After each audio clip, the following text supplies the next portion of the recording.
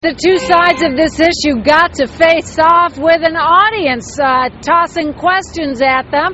The folks from the 2016 Olympic campaign and the folks from No Game Chicago. About 200 people in the audience got to figure out which side of the issue they're going to be on.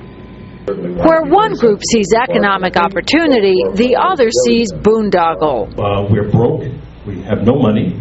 We're incompetent and corrupt, and we'll bungle the games. Our infrastructure is crumbling and cannot handle the needs of our present citizens, let alone these millions that they're talking about. And the people don't want it. That last statement may not be entirely true. Some people of Chicago do want the games and the jobs and economic boost they could bring.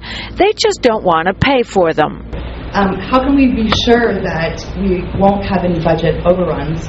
And what kind of, if any, insurance is there to ensure that I, as a taxpayer, won't be paying? You look at Los Angeles, you look at Salt Lake, you look at Atlanta. None of the taxpayers in those cities were left with any bills to pay. They were all left with surpluses. The people opposed to the game say those figures have been massaged by the very people who stand to make the most from insider deals.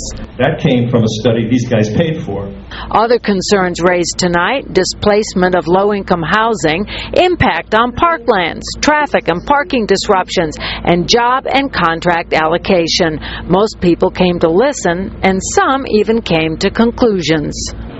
Well, I wasn't sure which way I was leaning and wanted to find out both sides. And which way are you leaning? I think I was swayed more by the people opposing it.